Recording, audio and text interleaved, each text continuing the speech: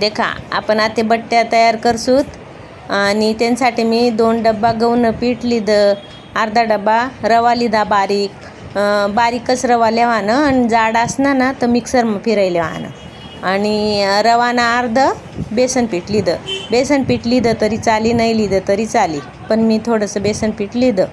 आणि बट्टीसमा टाकासाठी धना पावडर, हळद, ओवा, मीठ आणि थोडासा खावाना सोडा. आणि हे बघा सगळं मिक्स करली द मी आता.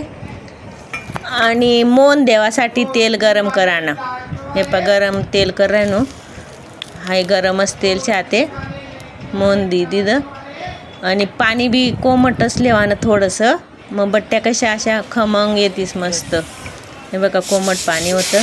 इकडे मी पाणी पण उकळायला दिलं बट्टीसाठी. इकडे पीठ मळी घेसू.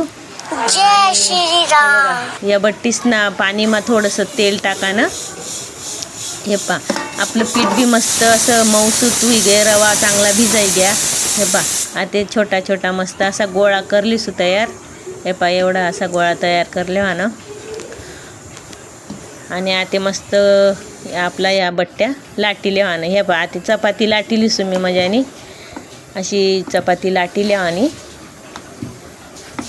हे पा आणि चपातीले पूर्ण असं तेल लाई लेवानं, असं तेल लाईसनी लाटीसनी आणि अशी गोळा बनावानं, मग चांगला असा लेअर येत असतेले.